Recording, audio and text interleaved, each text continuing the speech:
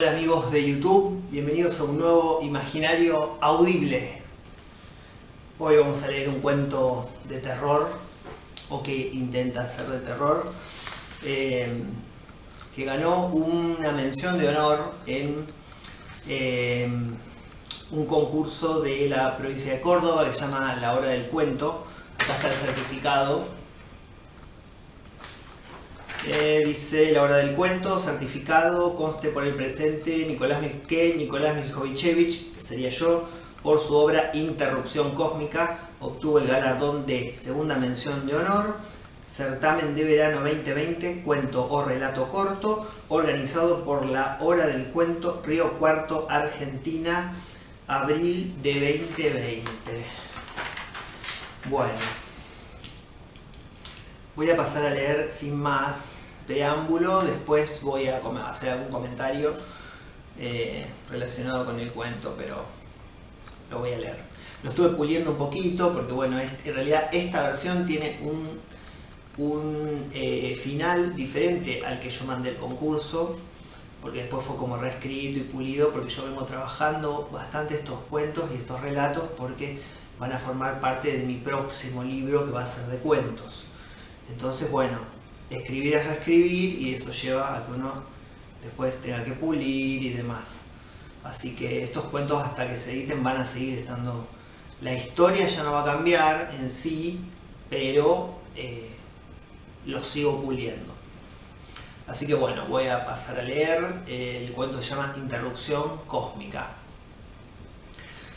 Trataron de acostarlo en la cama. Su rostro reflejaba una paz de otro mundo. Intentaron que se ponga de pie. Era imposible. Paz es todo lo que tenía Emilio ahora. Días antes le confesó a su hermano que tenía contacto telepático con seres de otra dimensión. Decía que canalizaba información desde otras galaxias. Un rato antes habían estado hablando de los parientes fallecidos en incendios y accidentes. Emilio se enojó porque odia ser interrumpido cuando habla. Casi no hablaron durante el almuerzo.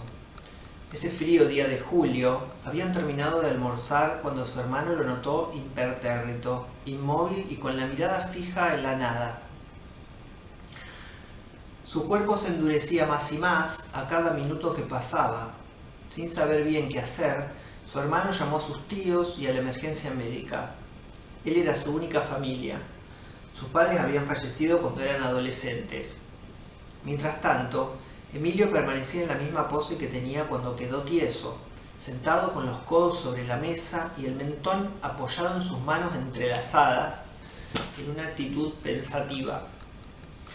Su hermano daba vueltas sin poder dejar de pensar cómo sacar a Emilio de ese estado. Su microcosmos había sido eclipsado por una interrupción imposible de ignorar.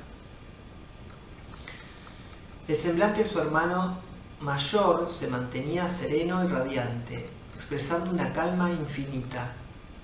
Sus ojos estaban abiertos, pero no se movía ni para pestañear. Aunque lograron moverlo para acostarlo en un sofá, la posición en la que había quedado no variaba y su respiración era casi imperceptible. Los médicos, curanderos y distintos terapeutas iban y venían, pero durante días nadie pudo revertir su situación. Al parecer, no había nada que hacer excepto rezar. Incluso pensaron en llevarlo a la televisión. Todos quedaban sorprendidos al verlo. Se había convertido en una estatua viviente, casi una rareza de museo, y su cuerpo tenía ahora un halo de santidad. Habían pasado ya 5 días desde este suceso, y Emilio estaba ahora sentado en su única pose posible, en un sillón estilo Berger e iluminado por una lámpara de pie. Estaba dedicado a ser uno de los tantos misterios que a él le fascinaban. Su hermano despertó de una siesta, desconcertado por un fuerte olor a humo. Se levantó y caminó sigilosamente hacia donde estaba Emilio. Recorrió el departamento desesperado y abrió las ventanas. No encontró fuego en ninguna parte. Casi no podía respirar por el olor a plástico quemado. Las luces comenzaron a apagarse y prenderse, hasta que la energía eléctrica se cortó. Su hermano se persignó 3 veces. mirándolo pasmado, cuando vio que Emilio comenzó a mover los ojos al mismo tiempo que su cara empalidecía. Se le marcaban las venas como grietas en una lápida. Sus ojos se movían histéricos, como si fueran a explotar, preso de fuertes palpitaciones. Sentía que su cuerpo era una estructura blindada de la cual no podía escapar. Exigió sus músculos con todas sus fuerzas, pero sus extremidades estaban petrificadas. De pronto se oyeron gritos en el edificio. Su hermano retrocedió y se acercó a la puerta sin apartar la mirada de Emilio. Abrió la puerta principal. Un humo negro y enormes llamaradas surgían del hueco de la escalera. Trató de levantar a Emilio, pero su peso había aumentado al punto que parecía pegado al sillón. Quedó perplejo al ver que por el pasillo se aproximaba un ser gris, dando pequeños saltitos.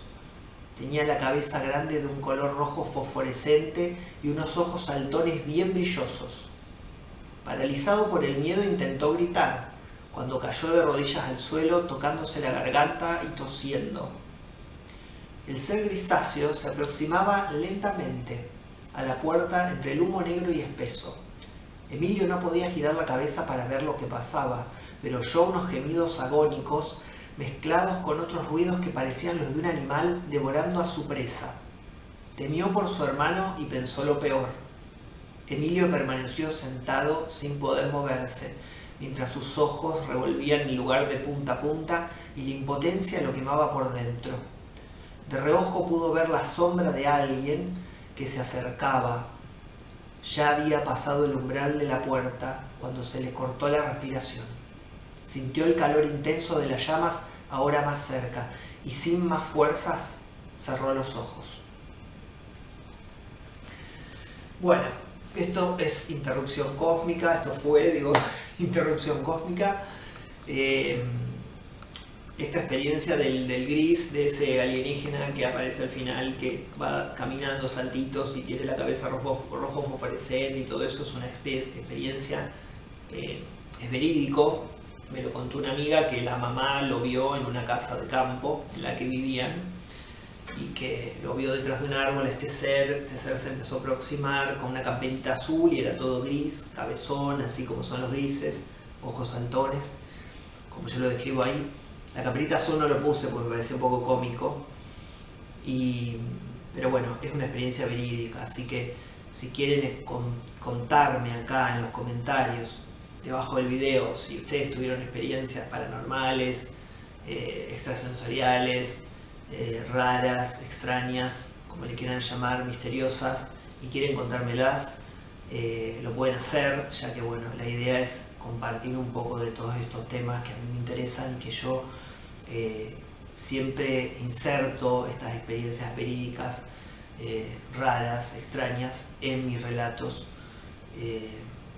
ya que bueno, dentro de lo que es mi género, que es la apopecia, yo trato siempre de poner alguna de estas experiencias, ya sea que me hayan ocurrido a mí o que me hayan contado de otras personas. Entonces pueden compartirme estas experiencias, ya que este canal está relacionado con la metafísica, lo místico y todo eso.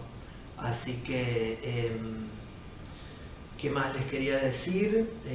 Bueno, eso, comenten lo que quieran, ya voy a estar leyendo otros textos.